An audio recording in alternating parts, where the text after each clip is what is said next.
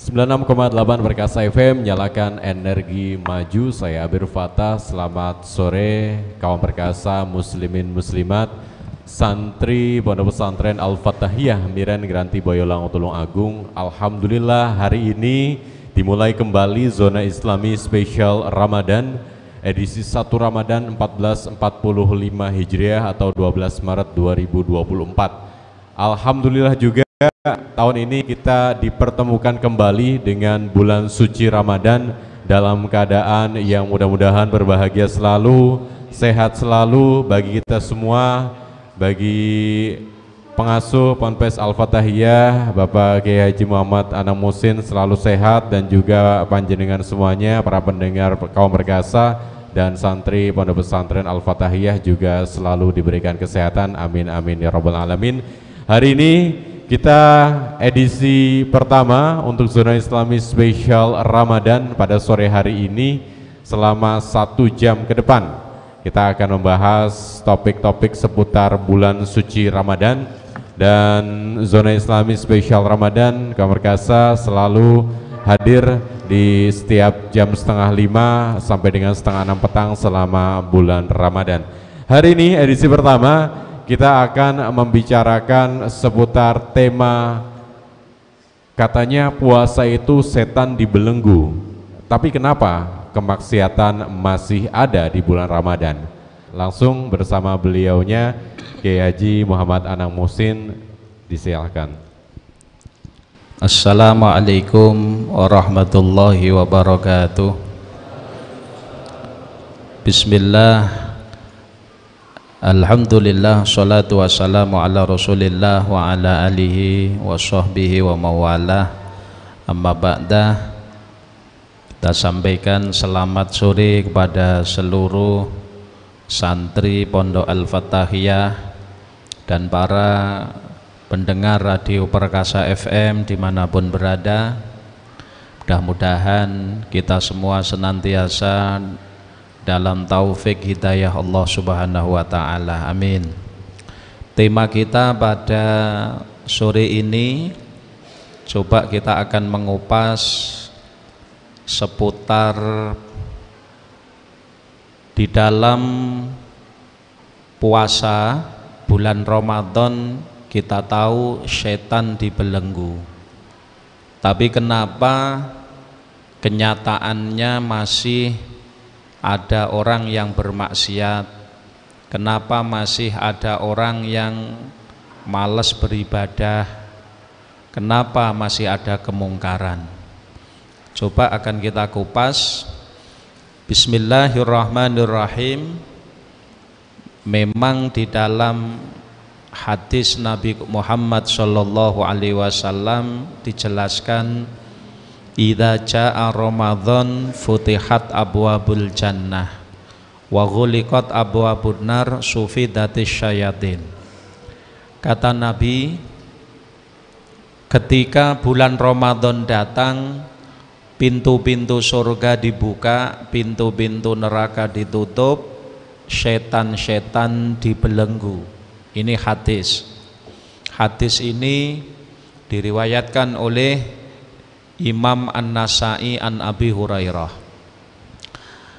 Maksud daripada pintu surga dibuka itu ibaratun amma yaftahullah li'ibadih minat ta'at wa kasrati thawab ala siyami Ramadan wa qiyamih wa barakatis syahr wa dzalika asbabun lidukhulil jannah.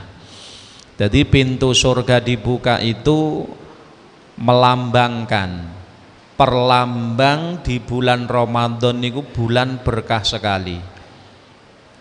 Amal ibadah berkumpul, kemudian pahala dari ibadah dilipat gandakan oleh Allah Subhanahu wa ta'ala. Di antaranya Allah Subhanahu wa ta'ala memberi pahala orang yang melakukan amalan sunnah di bulan Ramadan itu sama seperti melakukan amalan wajib di luar Ramadan. Kemudian orang yang berpuasa itu mulia sekali sampai tidurnya dikatakan ibadah, sampai bau mulut orang yang puasa la khulufu famis shaim atyabu indallah min rihil misik. Bau mulut orang yang puasa itu lebih semerbak daripada minyak kasturi dan lain sebagainya. Kemudian di salah satu malam di bulan Ramadan itu ada satu malam yang mulia, nilainya lebih baik daripada 1000 bulan. 1000 bulan itu kalau dijadikan tahun, 1000 bulan itu 83 tahun 4 bulan. Itu ada di bulan Ramadan. Sehingga banyaknya pahala, banyaknya kemuliaan di bulan Ramadan ini akan mendorong orang yang beriman itu seneng ibadah di bulan Ramadan. Wadzalika asbabun lidukhulil jannah. Itu menjadi sebab dia bisa masuk surga Allah Ta'ala. Kemudian ditutupnya pintu-pintu neraka itu ibaratun an kasratil ghufran wa tajawuz anid dzunub. Perlambang di bulan Ramadan niku Gusti Allah kathah mengampuni dosa hamba-hambanya. Jadi ibaratnya obral maghfirah, obral ampunan itu di bulan Ramadan. Sebagaimana puasa Ramadan menyebabkan dosa diampuni, sholat tarawih menyebabkan dosa diampuni. Ada hadis man shoma Ramadan imanan wahtisaban ghufirallahu ma taqaddama min dzambi. Kalau tentang sholat tarawih, man qoma Ramadan imanan wahtisaban ghufirallahu taqaddama min dzambi. Barang siapa yang sholat tarawih dengan dasar iman, mengharapkan ridho Allah, maka dosa-dosanya diampuni. Puasa Ramadan menyebabkan dosa diampuni dan lain sebagainya. Kemudian di setiap malam, di setiap hari dari bulan Ramadan itu, terutama menjelang berbuka puasa, Allah Ta'ala membebaskan orang-orang yang namanya sebenarnya tertulis di buku catatannya ahli neraka itu sebanyak 600.000 orang. Kemudian pada Lailatul Qadar Allah memerdekakan sebanyak orang yang dimerdekakan mulai awal Ramadan sampai Lailatul Qadar. Kemudian akhir Ramadan Allah membebaskan orang yang sebanyak orang yang dibebaskan mulai awal Ramadan, kemudian Lailatul Qadar sampai akhir. Maka ada ungkapan idza dzahaba Ramadan bakatis samawati wal ardu wal malaika musibatan li ummati Muhammad. Kalau Ramadan hilang, maka malaikat menangis. Langit nangis, bumi nangis, malaikat-malaikat Allah nangis. Musibatan li ummati Muhammad. Karena hilangnya Ramadan itu berarti musibah bagi umat Nabi Muhammad. Maka dari ini bahwa Ramadan itu adalah obral ampunan Allah Subhanahu wa taala. Itu makna neraka ditutup ibaratun an kasratil ghufran wa tajawuz anid dzunub. Kemudian hadis yang terakhir ini yang kita bahas. Dalam hadis yang terakhir, kalimat terakhir nopo? Wasufidatis syayatin. Setan-setan dibelenggu. Setan-setan di bulan Ramadan dibelenggu. Makna dibelenggu ini adalah al-maghlulul yad ilal unuk. Jadi tangani setan ini diborgol, diikatkan pada leher. Nah, ini merupakan perlambang. Jadi melambangkan kekuatan fisik setan itu di bulan Ramadan hilang. Jadi intine setan wis mboten saged nggodha malih. Tingkat godaannya hanya sebatas bisikan tanpa ada kekuatan. Nah, oleh karenanya lalu timbul pertanyaan, kenapa Di bulan Ramadan jarine setan dibelenggu, hilang kekuatan fisiknya, diborgol. Lalu kenapa masih ada orang yang bermaksiat? Kenapa masih ada orang yang enggan ibadah, melakukan kemungkaran dan seterusnya? Jawabannya adalah pertama, karena penyebab daripada kemaksiatan itu sebenarnya dua. Yang nomor satu setan, sing nomor kalih nafsu al-ammarah bisu. Nafsu dalam diri kita sendiri. Ini yang jadi persoalan. Jadi dengan diborgolnya setan tidak berarti kemaksiatan hilang, enggak, karena penyebab kemaksiatan itu yang pertama setan, bersumber dari setan, yang kedua adalah nafsu. Ini nafsu al-ammarah bisu, nafsu jahat masing-masing manusia. Dan nafsu ini meskipun di bulan Ramadan dia tidak diborgol, enggak. Nafsu ini dibebaskan. Dan kita harus ingat bahwa nafsu itu semenjak diciptakan Allah itu pancen bangkang nafsu niki.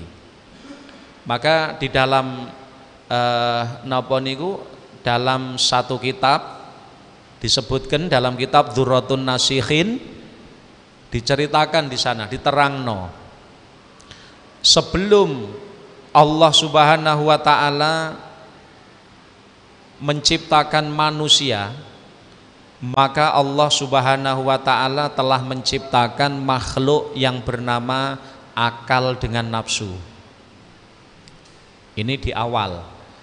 Pertama Allah menciptakan makhluk yang bernama akal. Akal kemudian setelah diciptakan oleh Allah, akal ditimbali oleh Allah. Akal manut, derek. Lalu setelah itu akal ditanya, ya aklu man anti wa man ana. Wahai akal, jawablah, awakmu sopo, aku sopo, kata Allah. Akal jawab, anta robbi wa ana abduka dhaif. Ya Rob, panjenengan pangeran kula, kula niki kawulane panjenengan sing lemah. Nah, karena semenjak diciptakan akal ini taat kepada Allah Ta'ala, maka akhirnya Allah menempatkan akal di tempat yang mulia. Dan Allah memuji akal ini dengan mengatakan, Allah dawuh, wahai akal, aku tidak menciptakan makhluk yang lebih mulia daripada kamu. Ini akal.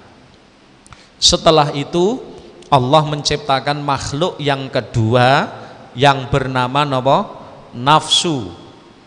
Setelah nafsu diciptakan oleh Allah, nafsu ditimbali kali Gusti Allah. Ya nafsu akbili, wahai nafsu kemarilah, kata Allah. Fa'at baro, nafsu malah berpaling, lalu dipaksa. Setelah nafsu menghadap kepada Allah, maka Allah bertanya kepada nafsu, ya nafsu, man anti wa man ana. Wahai nafsu, jawablah, kamu siapa, aku siapa. Nafsu jawabannya dos pundi? Dia tidak mau taat sebagaimana akal. Nafsu jawabannya anta anta wa ana ana. Sampean, aku. Wah, kurang ajar nafsu niki. Nafsu jawabannya ana wa anta. Engkau, aku. Nah, karena nafsu niki wau mboten taat, nafsu niki mboten taat kepada Allah Ta'ala, bangkang, maka kemudian Allah Subhanahu wa Ta'ala menghukum nafsu niki di nari jahanam. Neraka jahanam, neraka panggonan panas, neraka sing panas, nggih. Panas nika diobong ning neraka jahanam selama mi'ata sanah, 100 tahun. Itu nafsu. Nafsu di neraka jahanam dia dibakar, digiyepui, dibakar. Maka tetapi nafsu ini tidak bergeming sedikit pun. Nafsu mboten bergeming. Lalu setelah 100 tahun nafsu dikeluarkan, lalu ditimbali malih kali Allah Ta'ala.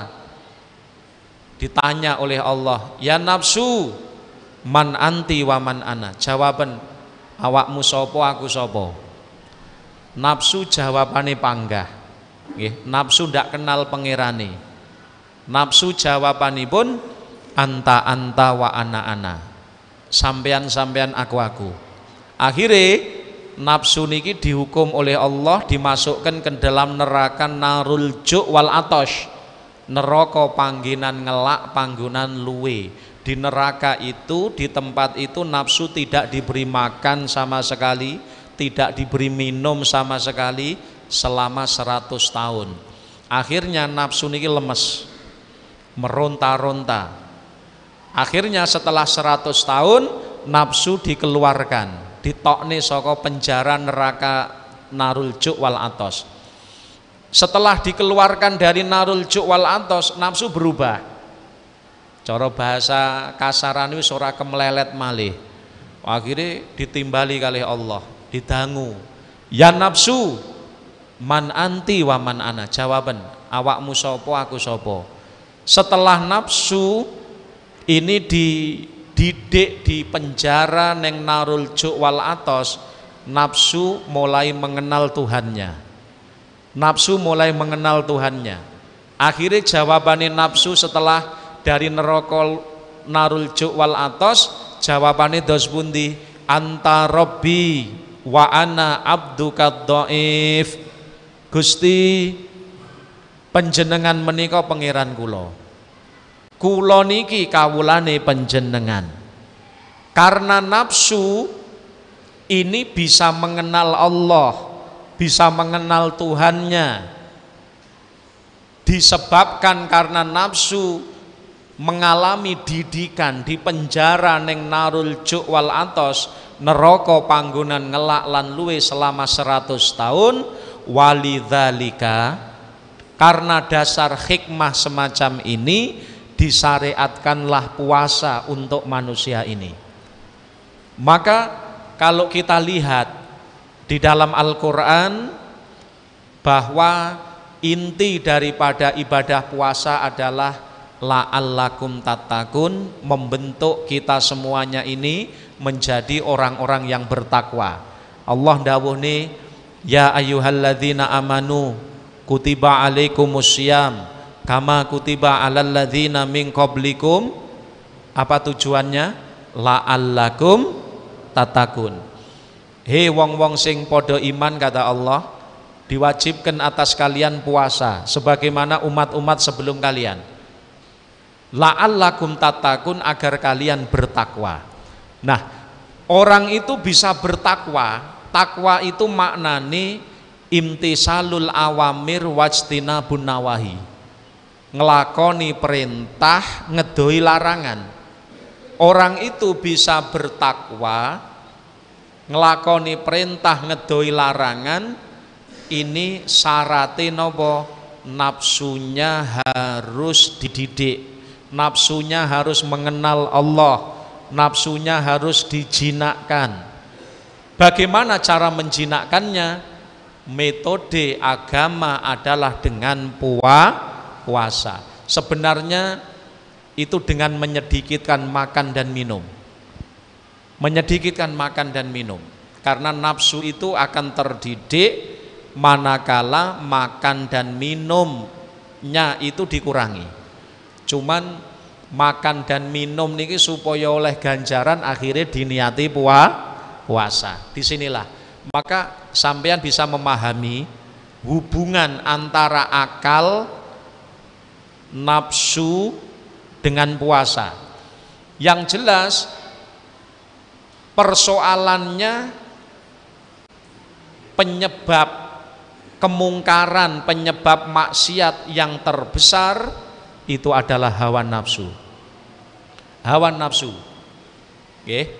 Dan hawa nafsu niki dengan Ramadan datang niki ndak dibelenggu mboten. Nafsunya tetap jalan. Kalau setannya iya, setannya dibelenggu. Nggih, penyebab maksiat wau kan kalih, siji setan, siji napa? Nafsu. Setane prei ibaratnya ngoten. Tapi nafsunya ndak. Makanya ulama mengatakan menghadapi nafsu itu lebih berat daripada menghadapi 70 setan. Ngadepi nafsu niku lho lebih berat daripada 70 setan. Innan nafsa akhbas min sab'ina syaitonan. Nafsu niku lebih buruk daripada 70 setan.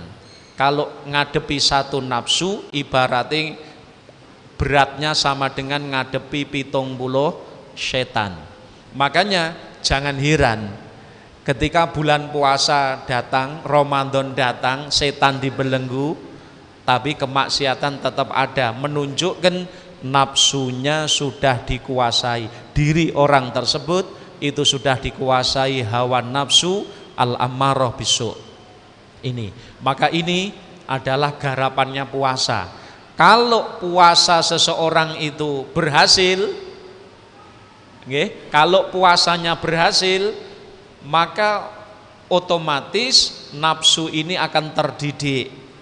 Nafsu akan terdidik sehingga nafsu akan taat, nafsu akan bisa mengenal Tuhannya, sehingga nafsu akan berubah dari nafsul ammarah bisu menjadi nafsul mutmainnah. Tapi itu butuh proses karena tingkatan nafsu niku kathah. Kapan-kapan kita bahas tingkatan nafsu.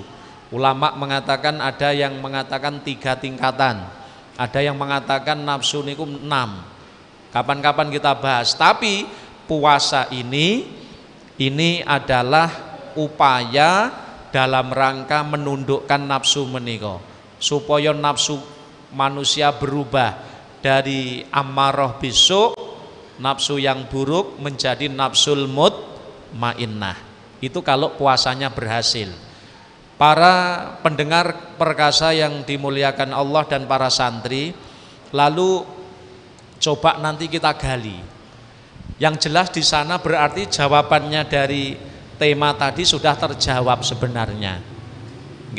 Meskipun di bulan puasa ini setan dibelenggu, tapi penyebab kemaksiatan yang satu yang lebih besar malah berkeliaran, yaitu hawa nafsu. Nah, lalu ulama mengatakan hawa nafsu lebih berat daripada setan 70 kali.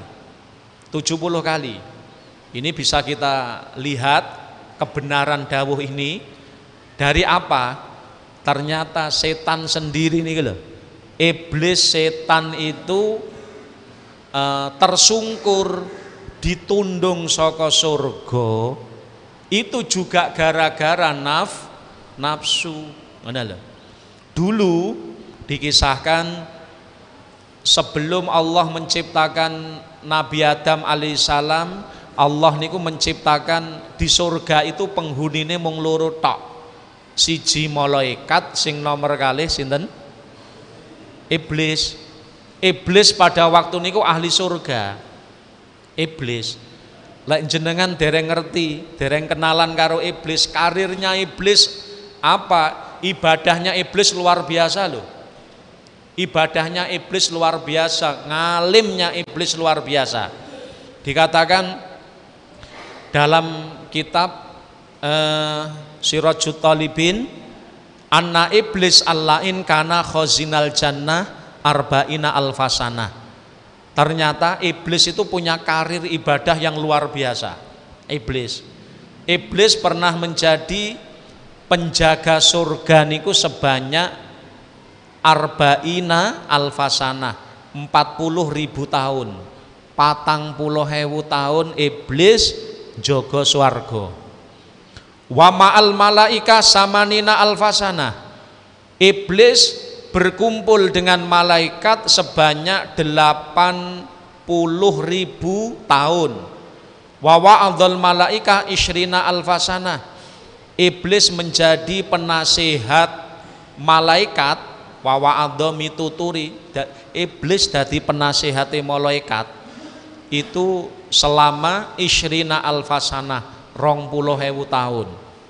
Kemudian wasaidal karubiyin salasina alfasanah, iblis pernah menjadi komandannya malaikat karubiyin sebanyak atau selama 30.000 tahun. Sayyidal ruhaniyin, iblis pernah menjadi komandani malaikat ruhaniyin alfasana 1000 tahun. Tofa haulal aras arba'ata asyar alfasana, iblis pernah napa niku tawaf nek aras, di sekeliling aras selama 14.000 tahun. Wakana ismu fisama'i dunya abid, dan seterusnya. Ini karirnya nopo? Iblis. Tetapi iblis ditundung saka swarga gara-gara nafsunya. Maka dikatakan fa awwalul maksiat lillahi ta'ala kanat min iblis. Makhluk yang pertama kali maksiat ning alam dunya ki sapa? Iblis. Karena dulu sebelum ada manusia eneke mung iblis lan malaikat, itu sama-sama penghuni swarga. Pertama kali maksiat adalah iblis. Wa kana sababu ba'dal qada as-sabiq hawan nafas bikibari wa hasadia. Penyebab daripada iblis niki wau maksiat adalah sampai ditundung saking swarga adalah hawa nafsu, kesombongan dan hasudnya iblis. Akhirnya iblis ditundung saka swarga abadal abidin selawas-lawase. Nggih, nanti akan kita teruskan. Oke, Mas. Muslimin muslimat yang dirahmati Allah Subhanahu wa taala, kaum perkasa santri Ponpes Al-Fatahiyah, kita lanjutkan zona Islami spesial Ramadan sore hari ini dengan pembahasan temanya, katanya bulan puasa setan dibelenggu, tapi kenapa masih ada kemaksiatan? Masih bersama dengan beliau Kiai Haji Muhammad Anam Muhsin. Semoga baik. Ya, kita teruskan ya. Jadi itu tadi awalul maksiat lillah kanat min iblis. Makhluk pertama yang maksiat kepada Allah adalah iblis, ya. Yang mana pada waktu itu iblis berada di surga bersama para malaikat. Iblis bersama di surga bersama para malaikat. Tapi karena hawa nafsu, kesombongan dan hasudnya, maka lalu iblis bermaksiat membangkang perintah Allah, lalu diusir oleh Allah, diusir dari surga, dan sampai kapanpun tidak akan pernah kembali. Maka ini menjadi pepeling bagi kita sedaya. Dosa itu kalau penyebabnya kesombongan, dosa itu kalau sebabnya sombong, ya, itu sulit tobat-tobatane. Tapi kalau dosa itu penyebabnya adalah syahwat, itu masih yurja ghufranuhu, masih diharapkan untuk diampuni. Ya, maka Nabi Adam juga diturunkan dari surga gara-gara dilarang nyedeki buah khuldi, terus kemudian Nabi Adam memetiknya karena lupa. Oke. Tapi akhirnya Nabi Adam bisa kembali, diampuni oleh Allah Ta'ala, tobat. Tapi kalau iblis enggak. Iblis sekali salah selamanya salah. Kenapa? Karena penyebab maksiatnya iblis adalah sombong. Maka dalam ilmu tasawuf disebutakan maksiatun aurosat, maksiatun aurosat dzullan wastin saron wastik saron ahabu atau khairun minat ta'at aurosat izzan wastik baron.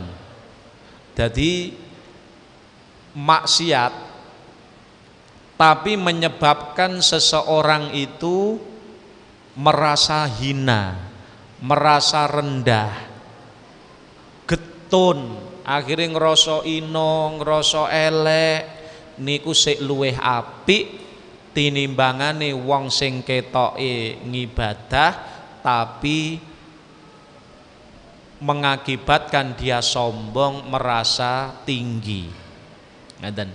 Nggih, tapi niki bukan berarti lek ngono aku tak maksiat ae ya keliru, ndak boleh begitu. Artinya orang yang paling baik adalah orang yang menjaga dirinya dari maksiat, selalu ibadah kepada Allah tapi hatinya dijaga ojo sampai rumangsa luweh apik daripada orang lain. Ngaten niki pepeling. Nah, kembali kepada setan ini. Jadi setan itu yang menyebabkan tersungkur dari surga adalah nafsuni, hawa nafsunya. Makanya ulama mengatakan innan nafsa la akhbas min sab'ina syaitonan. Nafsu niku luwih berat timbangane 70 setan. Kalau ditanyakan, kita coba menggali kenapa nggih, kenapa nafsu itu kok lebih berat, lebih berbahaya daripada 70 setan. Setidaknya kata Imam Ghazali ada 2 alasan. Wa inna madzalika li amroini ahaduhuma annaha aduun min dakhil wala kadzalika syaitan fa innahu aduun min kharij. Jadi nafsu nggih, nafsu lebih berbahaya 70 kali daripada setan. Apa alasannya? 2. Pertama, annaha aduun min dakhil. Karena nafsu itu adalah musuh kita, musuh manusia tapi dari dalam. Musuh saka jero, musuh dari dalam. Wala kadzalika syaiton, berbeda dengan setan. Fa innahu aduun min kharij. Kalau setan itu musuh dari luar. Iki lho penyebabe. Nafsu musuh dari dalam diri manusia sendiri. Kalau setan musuh dari luar. Walisu idza kana min dakhilil bait azzat al khilafihi wa azumad darar. Maling itu apabila pelakune saka jero ngomah. Maling kalau pelakunya sing nyolong niki wong jero dewi dari dalam rumah, maka azat al khilaf fihi, angel dicekel. Wa adzumad darar, bahayanya lebih besar. Makanya musuh dalam selimut itu lebih sulit menghadapinya daripada musuh yang terangan. Nafsu juga begitu posisinya. Nafsu ini musuh dari dalam. Nggih, musuh dari dalam diri kita sendiri. Itu lebih sulit untuk diberantas daripada setan. Kalau setan musuh dari luar, nggih. Maka sampai disebutkan dos pundi walidzalika qila al khurud anin nafsi wa an ni'matul uzma li annaha a'dhamu hijab baina syakhsi wa rabbih. Karena setan napa nafsu niki wau musuh dari dalam, menghadapi musuh dari dalam lebih sulit, maka sampai didhawuhne al khurud anin nafsi, ketika manusia ini bisa terlepas, terbebas dari cengkeramane nafsu, dari keburukan nafsu, dari belenggu hawa nafsu, maka berarti wa an-ni'matul uzma, maka berarti manusia ini telah mendapatkan nikmat yang besar sekali. Nalikane menungso niki wau bisa terlepas, bisa melepaskan dirinya dari belenggunya hawa nafsu, maka berarti manusia ini mendapatkan anugerah yang besar sekali. Besar sekali. Wa an-ni'matul uzma. Nikmat yang agung yaitu terlepas dari hawa nafsu. Makanya jenengan eling-eling malih dawuh Nabi Muhammad. Ketika Kanjeng Nabi wangsul dan para sahabat pulang dari perang, Kanjeng Nabi dawuh rojakna, min jihatil asghar ila jihatil akbar. Awake dhewe kabeh para sahabatku mulih saka perang cilik menuju perang yang lebih besar.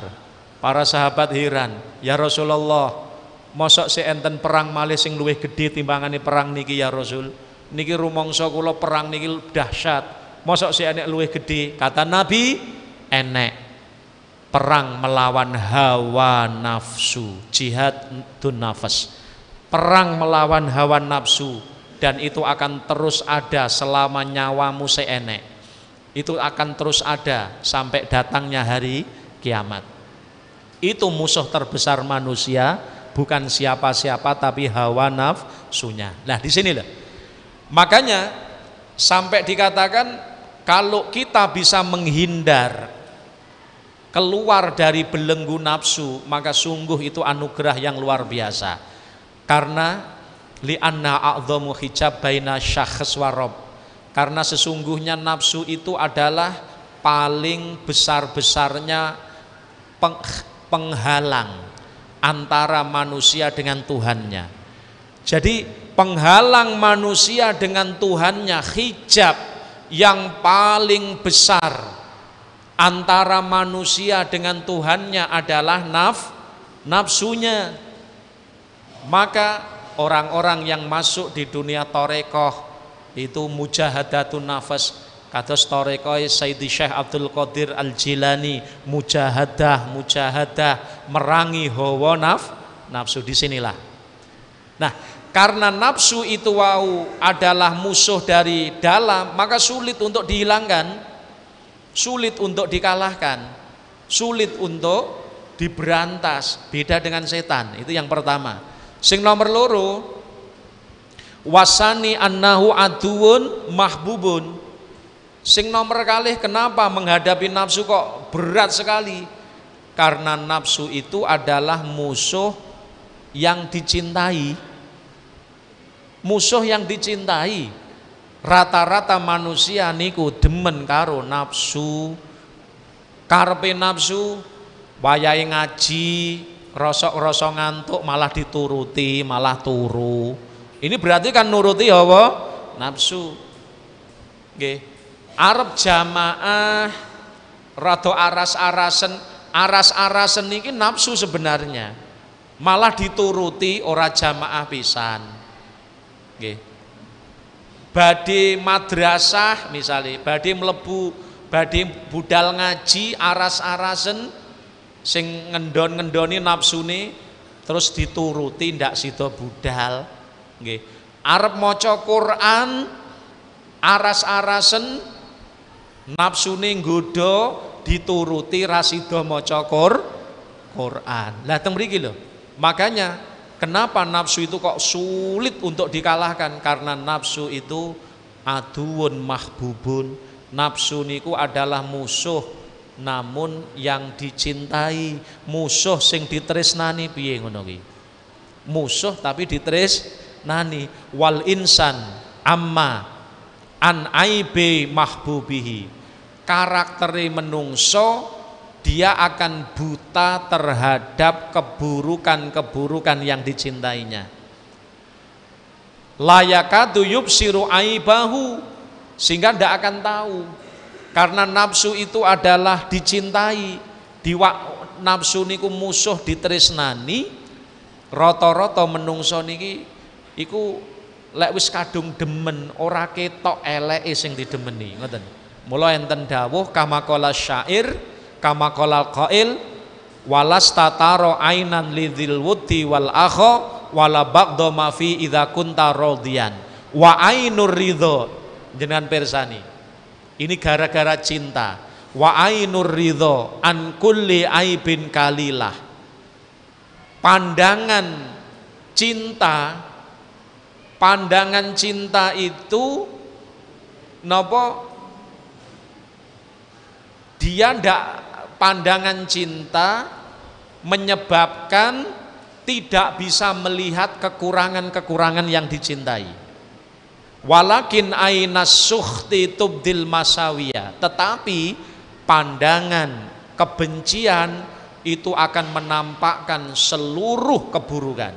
Maknane dos pundi? Lek wong kuwi wis demen, nek wong niku mpun demen, ngoten nggih, maka keburukan dari yang dicintai ora patek ketok. Mula enek bahasa wong iku lek cinta, wong iku lek demen napa niku butra wali rasa madu. Wong niku lek demen butra wali niku pahit, tapi mergo cinta rasa madu. Tapi lek wong niku lek gething madu rasa putra wali sing pahit kuwi lho. Nonton. Sami kalian nafsu niki krana karakteri menungso niki wau demen karo nafsu, nuruti kekarepane nafsu, maka keburukan-keburukane nafsu niki ora patek eruh, ngeten lho. Mboten patek ngertos. Makanya ketika orang itu sudah jatuh cinta, lupa segalane, wis ora peduli kuwi sapa-sapa, wis ora ketok eleke, sing ketok napa namung apike. Ngoten. Itu kalau cinta. Maka karena posisi nafsu itu adalah musuh tapi dicintai, maka rata-rata manusia menika mboten saged mirsani napa eleke nafsu. Maka dari dua sudut pandang ini loh, ngadepi nafsu niku lebih berbahaya daripada setan, lebih sulit dikalahkan daripada setan. Nah, kemudian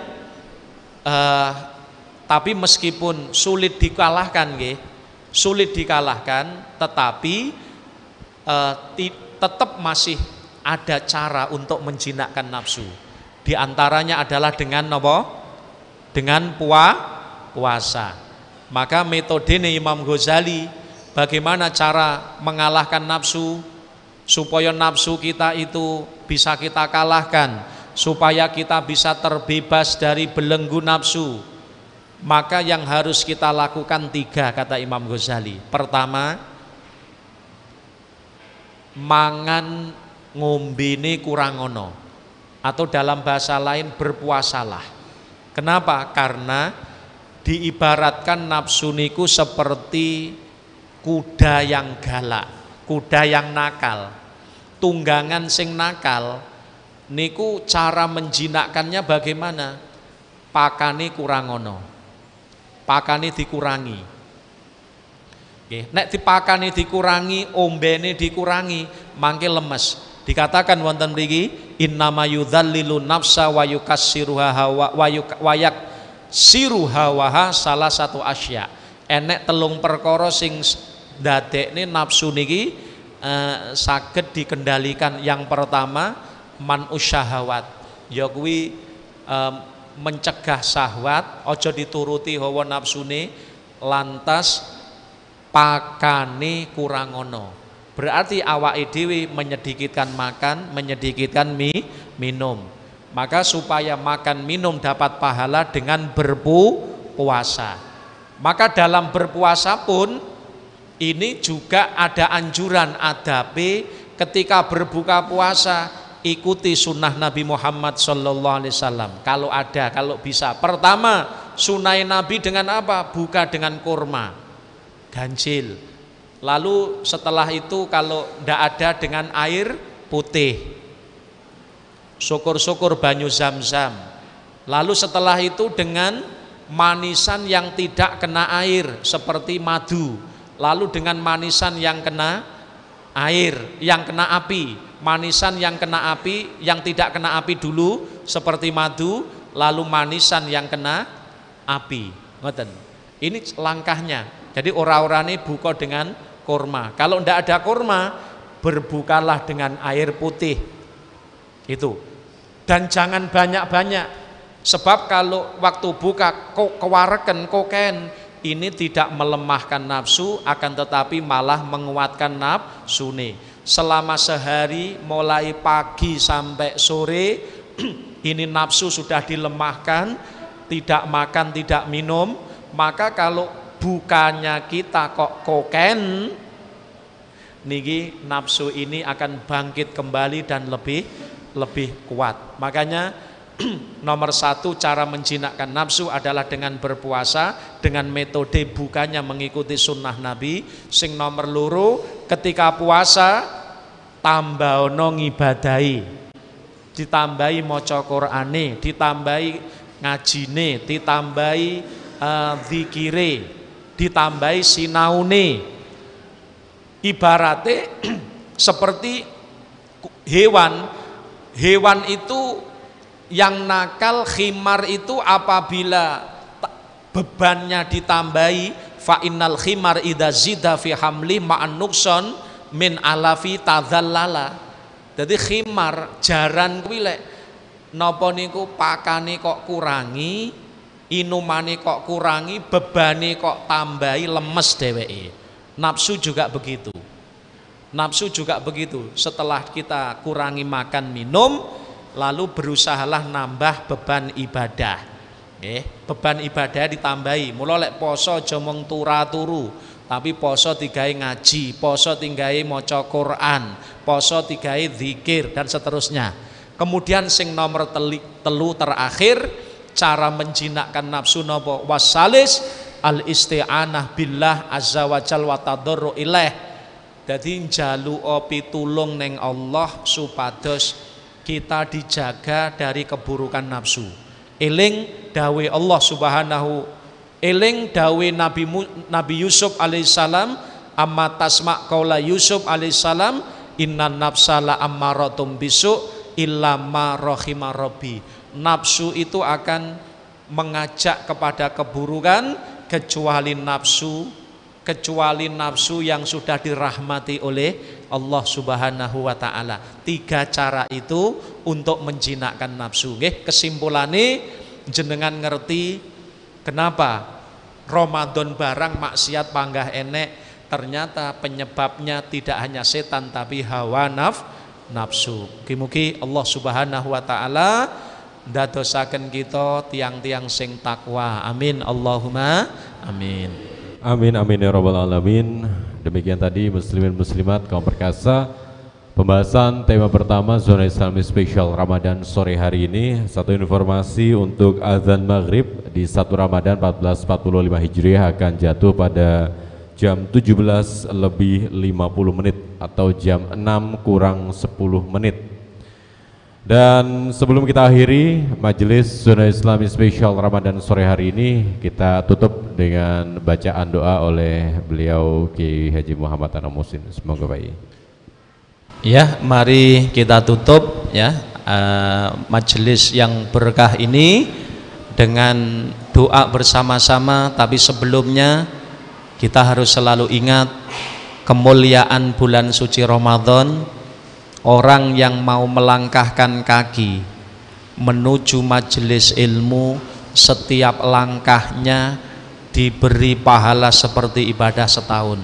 Man hadoro majlisal ilmi fi Ramadan, kataballah ta'ala bikulli qadamin ibadatas sanah. Barang siapa yang mau menempuh jalan menuntut ilmu di bulan suci Ramadan, maka setiap langkah kakinya diberi pahala seperti ibadah setahun. Mudah-mudahan Allah Subhanahu wa taala berikan kemuliaan kepada kita semuanya. Semoga Allah menerima puasa kita, Allah mengampuni dosa-dosa kita, dan Allah izinkan jasad kita mudah-mudahan kelak menjadi calon-calon penghuni surga Allah Subhanahu wa taala. Allahumma shalli ala sayyidina Muhammad wa ala ali sayyidina Muhammad. Alhamdulillahi rabbil alamin. Allahumma barik lana fi hayatina, Allahumma barik lana fi arzakina, Allahumma barik lana fi ulumina, Allahumma barik lana fi dzurriyyatina wa ahlina, talamidina, zaujatina, auladina. Allahumma rzuqna ilman nafi'a, amalan sholihan maqbulah. Allahumma a'inna ala dzikrika syukri wa husni ibadatik. Ya Allah, Rabbana atina fid dunya hasanah wa fil akhirati hasanah wa qina adzabannar. Allahumma khtim lana bi husnil khatimah, na'udzubika min su'iha. Sallallahu ala sayyidina Muhammadin wa ala alihi wa sahbihi wa sallam. Alhamdulillahi rabbil alamin. Assalamualaikum warahmatullahi wabarakatuh. Waalaikumsalam warahmatullahi wabarakatuh. Demikian tadi kaum perkasa muslimin muslimat Zona Islami Spesial Ramadan sore hari ini Insya Allah kita akan jumpa kembali di Pondok Pesantren Al-Fatahiyah Miren Kranti Boyolali Tulung Agung pada hari Rabu besok 2 Ramadan 1445 Hijriah. Saya Amir Fatah pamit. 96,8 Perkasa FM, nyalakan energi maju. Assalamualaikum warahmatullahi wabarakatuh.